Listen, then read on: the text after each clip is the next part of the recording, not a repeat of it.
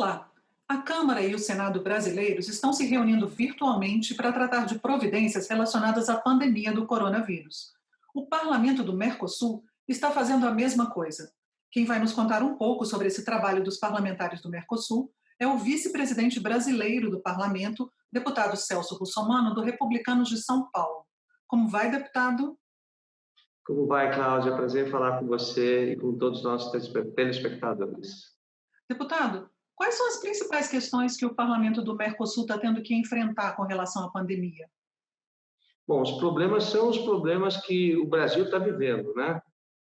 Os mesmos problemas os países do Mercosul estão vivendo, alguns com uma situação mais difícil, outros com situações um pouco mais fácil, mas são idênticos os problemas, né? Você tem uma quantidade grande de pessoas na economia informal ou autônomos, profissionais liberais que estão sem rendimento. Então, os países estão preocupados exatamente com o que nós estamos vivendo aqui. Estão preocupados com a manutenção do trabalho, com as questões de rendimento dessas pessoas, né? Com programas sociais para manter as pessoas com mais baixa renda tendo algum recurso no dia a dia para poder se alimentar, os problemas com a saúde, eles têm problemas também com respiradores, como nós temos aqui no Brasil, inclusive até o Paraguai tem questionado,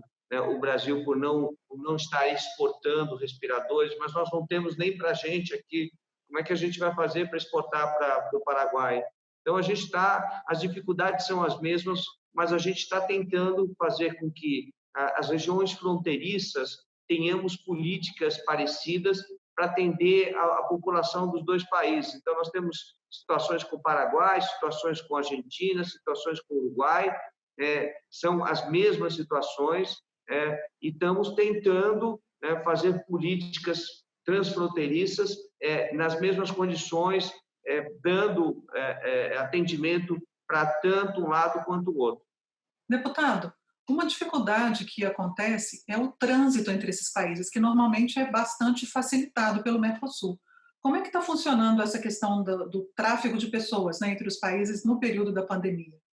Nesse momento, não existe, né, esse tráfego, né? Existe um impedimento, mas nas cidades que são cidades fronteiriças, que são separadas por ruas, isso é impossível fazer, né? As pessoas trabalham do lado, vivem do outro e vice-versa, né? Usam o sistema de saúde da cidade vizinha, usam as escolas da cidade vizinha. Então, você tem, por exemplo, se a gente usar como exemplo o Uruguai, nós vamos ter alunos que moram do outro lado, que frequentam as escolas brasileiras e vice-versa. Quer dizer, é muito difícil. Então, nessas localidades, a política tem que ser uma política para as duas cidades, que são irmãs, vizinhas de rua, né, a fim de atender essas pessoas e a gente impedir que cresça a contaminação.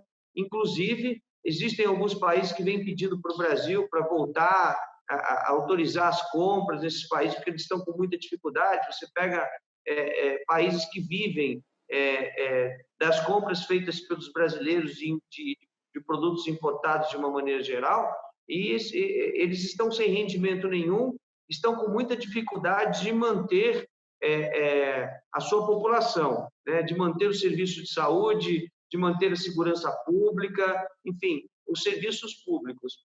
E nesse momento a gente não pode fazer isso, porque ainda nós não chegamos em nenhuma das cidades brasileiras ao pico.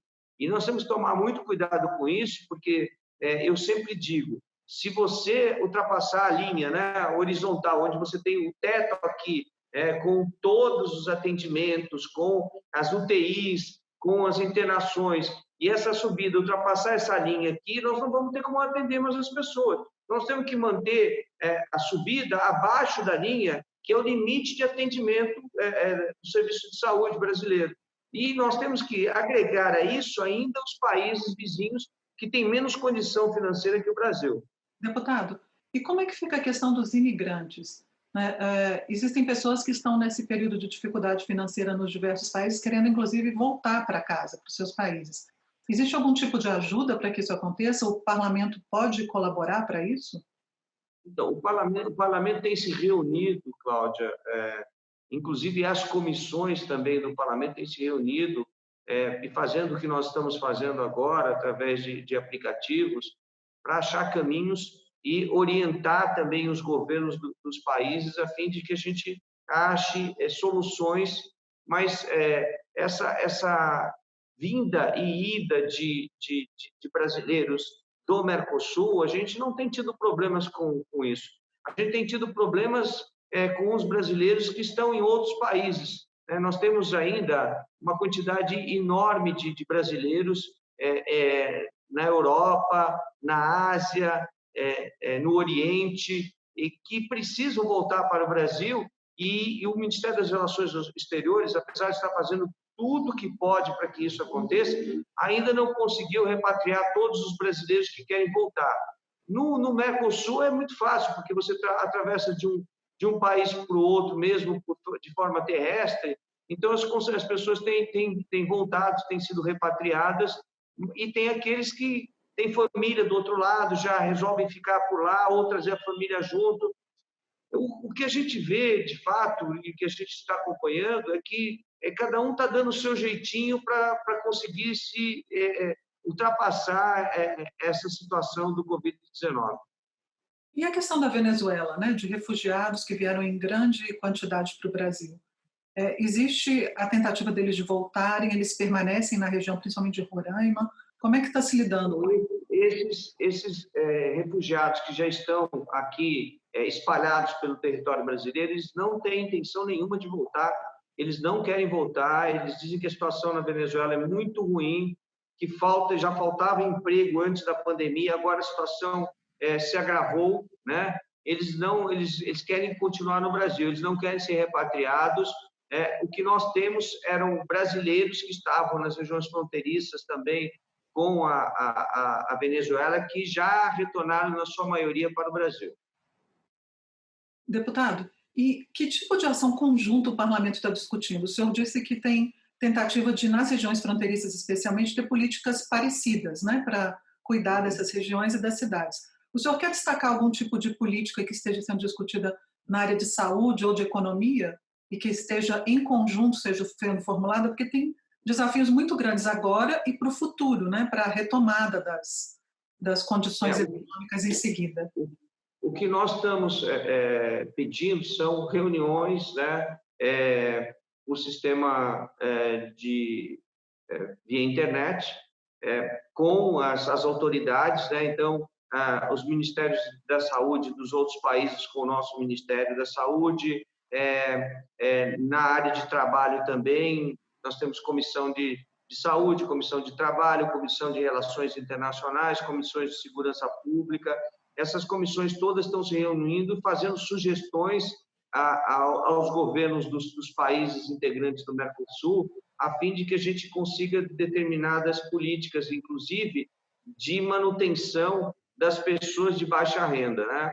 A gente está pretendendo aí criar um fundo do Mercosul, vejo assim com bons olhos, mas com muita dificuldade, porque todos os países estão usando todos os seus recursos, todas as suas reservas já para atendimento interno, né? Então, nós temos uma dificuldade grande para poder atender os países vizinhos em todos os sentidos. Mas a gente não pode esquecer que o Brasil é que guia o Mercosul, né? Ele é o orientador do Mercosul, tudo que nós fazemos e o que nós votamos é que os países geralmente nos acompanham, e eles, por serem países menores, eles esperam muito do Brasil, e nós estamos tentando, da melhor maneira possível, ajudá-los, inclusive com políticas públicas, né, que já foram adotadas aqui, para que eles passem pela epidemia, ou melhor, pela pandemia, numa situação um pouco melhor. Muito obrigada, deputado.